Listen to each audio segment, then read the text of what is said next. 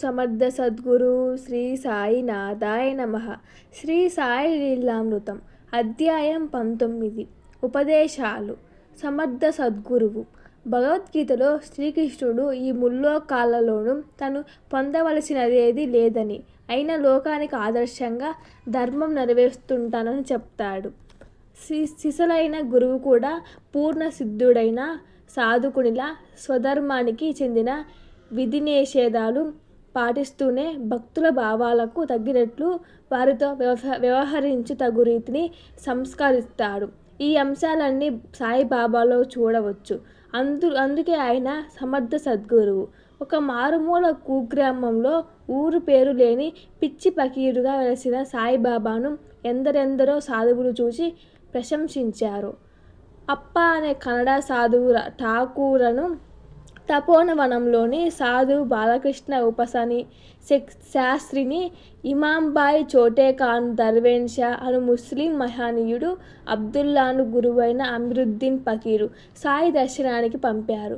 అంతేగాక ఉపస్య దైవమైన శ్రీమన్నారాయణుడు తన ఉపాసకుడైన రేగేను శృంగీదేవి తన పూజారిని కూడా దేవాది దేవుడు మునిజన వందితుడు అయిన సాయి సద్గురువుని దర్శన సేవలకు పంపాడు. తుల్జాపూర్లోని భవానీదేవి తర్వాత చండలేశ్వరి దేవి కూడా నరహరి శర్మ అనే భక్తుణ్ణి శ్రీ నృసింహ సరస్వతి స్వామిని ఆశ్రయించమనడం శ్రీ గురు చరిత్రలో చూడవచ్చు. శివకేశవులను శ్రద్ధగా ఉపాసిస్తే ఆ దేవతలు సద్గురువును చూపుతారని, సద్గురువు కృప కలిగినప్పుడు శివకేశవుల కృప అదే కలుగుతుందని శ్రీ గురు చరిత్ర చెబుతుంది. దేవతల కంటే సద్గురువు అధికున్నాడు నిశ్చయం. హిందువులలో రేగేకు, బాలాబాటేకు, ముస్లింలలో షేక్ అబ్దుల్లాకు, అన్వర్ ఖాన్ వంటి వారికి ఉన్నతమైన ఆధ్యాత్మిక వికాసం మొదలుకొని ఎందరెందరికో ఎన్నో రీతుల శ్రేయస్సును అనుగ్రహించారు సాయి. ఆయన ఆశ్రిత కల్పవృక్షము. నిజమైన భక్తితో ఎవరెక్కడ స్మరించినా సాయి వారి వెంటనే ఉండి రక్షిస్తారు. జిజ్ఞాస, భక్తి, విశ్వాసాలతో కూక అధికార మదము మొదలగు భావాలతో బాబాను దర్శించిన వారున్నారు. ఒకరోజు 1910లో బాబా ఉగ్రులై నన్ను ఒక దుష్టుడు చూడ్డానికి వస్తున్నాడు. సహజ మానవాయములు గల నన్ను చూచాదేమిటి అని కేకలేశారు. కొద్దిసేపట్లో రెవెన్యూ కమిషనర్ కర్టీస్ అతని భార్య జిల్లా కలెక్టర్ మాక్నే షిరిడీలు చావడికి వచ్చారు. కమిషనర్ ఒక భక్తునితో పెద్ద ఉద్యోగాల దర్శనానికి వచ్చారు. సాయిని త్వరగా సిద్ధం గమ్మను అన్నారు. సాయిని ఎవరు ఆజ్ఞాపించలేరని, ఆయన దయ కోసం వేచి ఉండవలసిందేనని భక్తులు చెప్పారు. అరగంట తర్వాత బాబా భిక్షకు బయలుదేరుతుంటే నమస్కరించి, మహారాజ్ మీతో మాట్లాడాలి అన్నది శ్రీమతి కర్టీస్. ఆయన నేను భిక్షకు వెళ్ళాలి, అరగంట ఆగు అన్నారు. కానీ 10 నిమిషాల్లో తిరిగి వచ్చారు తమ కోసమే. సాయి త్వరగా వచ్చారని తలచి మరలా ఆమె నమస్కరించింది. సాయి 1 గంట ఆగు అని చెప్పి మరలా భిక్షకు వెళ్ళారు. అహం దెబ్బతిన్న ఆ దొరలు వెళ్ళిపోయారు. అధికారుల మెప్పు కోసం ప్రాకులాడడం సాధు సత్పురుషులకు నిషిద్ధమని ఆయన తెలిపారు. మరో వంక ఆయన నిజమైన ప్రేమను గుర్తించి ఆదరించేవారు. 1913లో శ్రీరామనవమికి ముందు నమఃసప్తాహం జరుగుతున్నది. ఎక్కడ చూసినా జనం కిటకిటలాడుతున్నారు.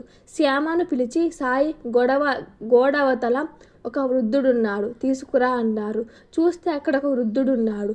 అతన్ని ఒక చొంగాకారి ఈగలు ముసురుతున్నాయి. అతడిని మసీదులోకి తీసుకురాగానే బాబా అతని మూటలోని కలకండ తీసుకొని కొంచెం తిని మిగిలినది అతనికిచ్చి అతని నలపై చెయ్యి పెట్టి ఆశీర్వదించారు.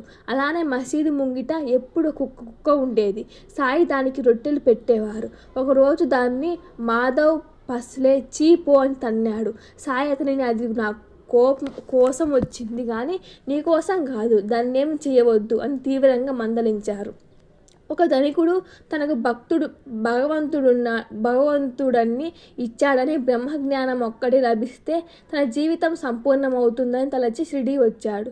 బాబా మీరు మా ముముక్షులకు తక్షణము బ్రహ్మజ్ఞానం ఇస్తారని విని ప్రయాసాలు కోర్చి వచ్చాను అన్నాడు. సాయి నవ్వి, నా వద్దకందరు కోరికలతో వచ్చేవారే, బ్రహ్మజ్ఞానం కోరేవారు దొరకడం నా అదృష్టం అన్నారు. అతడు పొంగిపోయాడు.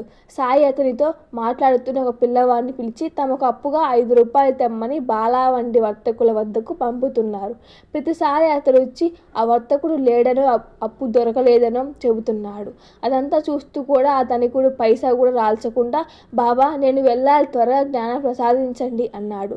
సాయి ఆ యత్నమంతా అదే, కానీ నేనేమి చేసేది? జ్ఞానం కావాలంటే పంచప్రాణాలు, 2 జ్ఞానేంద్రియాలు, 3 మనసు, 4 బుద్ధి, 5 అహంకారం, ఈ 5ంటిని భగవంతునికి అర్పించాలి. అదెంతో కష్టం. నీ వద్ద నాకు అవసరమైన దానికి 50 రెట్లున్న పకీరుగా నాకు అర్హత లేదు, కాబట్టి అప్పు లభించదు. 70 నీ పాలిట బ్రహ్మం, దానిపై మోహం నశిస్తే గాని జ్ఞానం కలుగదు అన్నారు.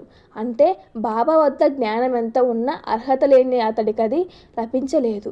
యేసు కూడా ఇటువంటి శ్రీమంతుడితోనూ సూది బెజ్జంలోంచి ఒంటైనా పోగలదేమో గాని స్వర్గ ద్వారంలోని ధనికుడు మాత్రం పోలేడని చెప్పారు. వాచ ఆత్మ జ్ఞానం కోరినా లభించదు. డబ్బుపై ప్రీతి మనిషి ప్రవర్తన అంతటిని మలచినట్లు ముముక్షుత్వం మలచినవాడే అది వాస్తవం అవుతుంది, జ్ఞానం లభిస్తుంది. ఫిబ్రవరి 15, 1915న హర్దార్లో సాధుబయ్య తన స్నేహితులతో కలిసి నడుస్తుండగా సాయి అతడికి ఎదురుగా వచ్చి అతడి చేతిలో పళ్ళు కుట్టుకునే వెండి పుల్ల ఉంచి అదృశ్యాలయ్యారు. మిత్రుడు ఆ మాట శకించి శ్యామకు జాబు వ్రాశాడు.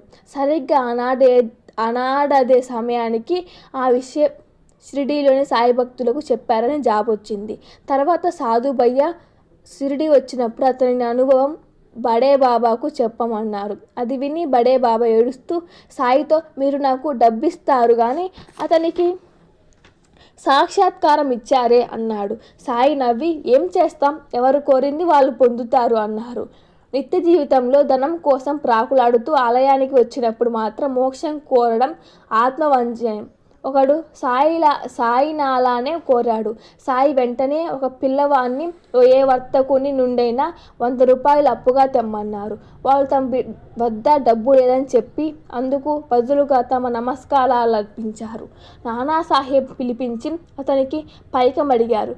బాబా అతడు చీటీ రాసి పంపగానే వర్తకుడు 100 రూపాయలు అప్పుగా పంపాడు.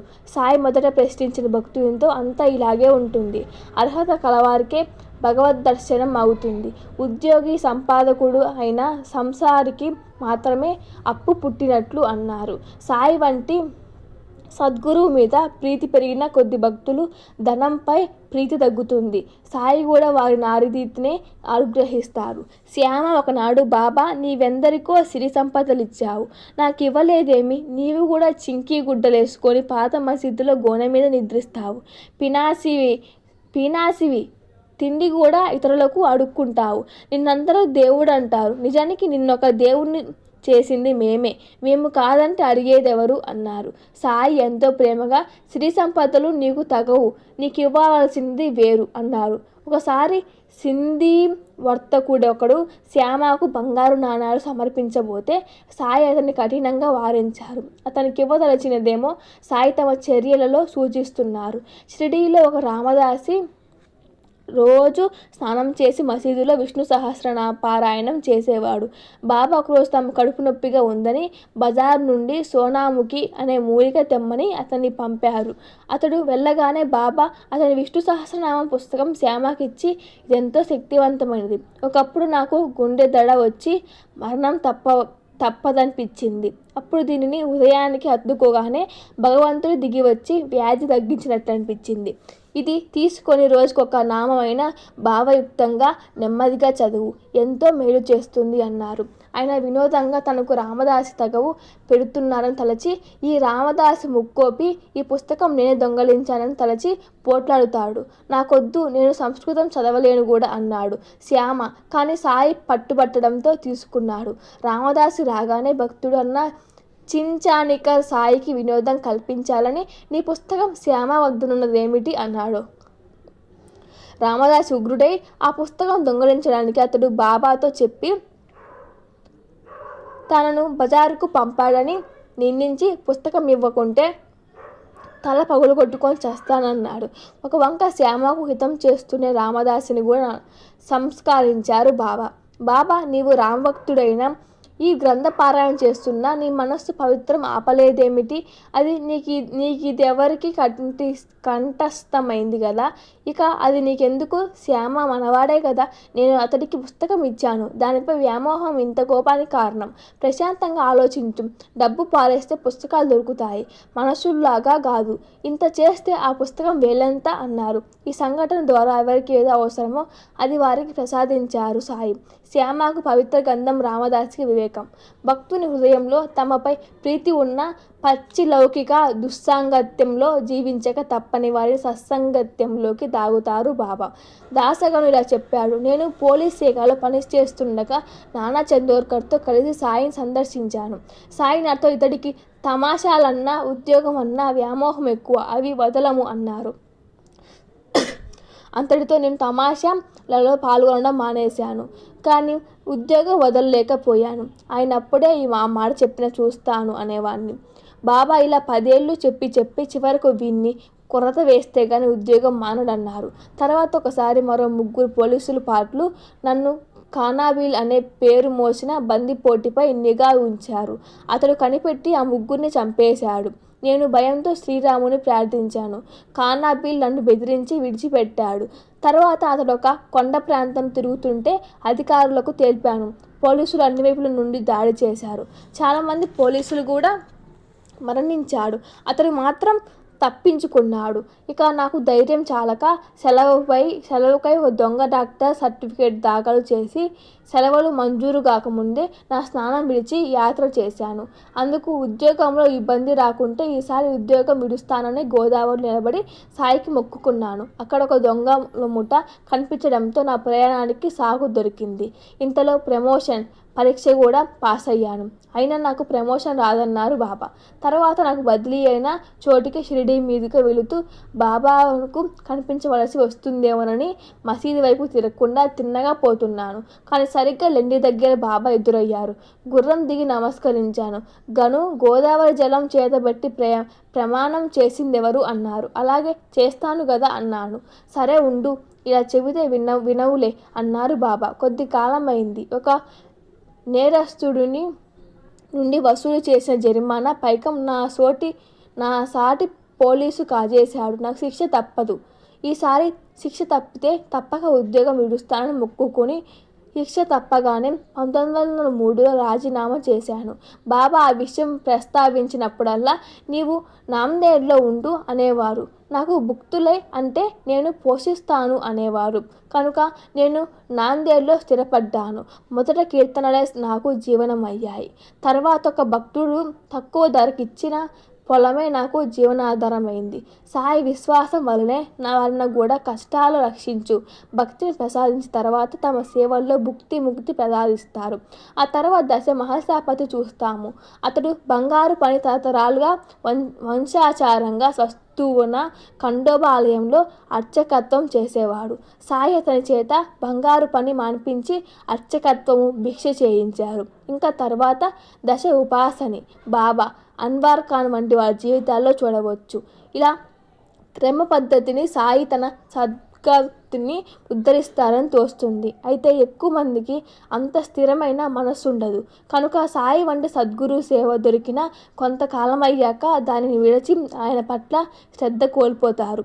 ఆ విషయమే మామిడి పూతలు ఉదాహరణగా చెప్పారు సాయి. అయితే పరిపాకం రాకుండానే తనకై తానే ఇల్లు వాకిలి విడిచిన హరిబాబు ఫన్సేన్ ఆయనకు మరలా ఇల్లు చేర్చారు. పరిపాకం లేకుండా సన్యసించి భ్రష్టుడు కాబోయిన విజయానందునేలా మందలించి రక్షించినది చూశాము. సద్గురు ఎవరిని వారికి శక్తికి మించి పదంలోకి లాగా చూడాడు. అనివార్యంగా అనుభవించవలసిన కర్మఫలాన్ని సాధనంగా చేసుకొని వాళ్ళ పరిపాకాన్ని పెంచుతాడు. అవసరమైన దానిని తమ మందలింపుగా వినియోగిస్తారు. ఒక ఉదాహరణ ప్రధానమైన ఆధ్యాత్మిక జీవిత సూత్రాలని సాయి తెలిపారు. పూనాలో 1914లో ప్లేగ్ చెలరేగింది. దుబే అనే భక్తుడు భయంతో షిరిడి వస్తారని మొక్కుకున్నాడు. కానీ తర్వాత మనసు మార్చుకొని సకుటుంబంగా సాసార్వాడ వెళ్ళాడు. అక్కడ అతని పసిబిడ్డ ఆ వ్యాధితోనే మరణించింది. అతని భార్య కూడా తీవ్రంగా జబ్బు పడింది. నాటి రాత్రి సాయి దుబేకు స్వప్న దర్శనమిచ్చి మానవుడు మొక్కులు చెల్లించి తీరాలి, లేకుంటే ఇలా బాధలు వస్తాయి అని చెప్పి అతని భార్యకు నుదుట విభూది పెట్టారు. వెంటనే దుబే నిద్ర వేసిన భార్య నుదుట విభూది చూసి ఆశ్చర్యపోయాడు. ఇంతటితో శ్రీ సాయి లీలామృతం అధ్యాయం 19 పూర్తిగా అయిపోయింది. నెక్స్ట్ అధ్యాయం 20 సాయినాటి కల్పవృక్షము పూర్తిగా తెలుసుకుందాం. చిన్న చిన్న తప్పులుంటే మన్నించండి. Thank you for watching. Please share and subscribe and like.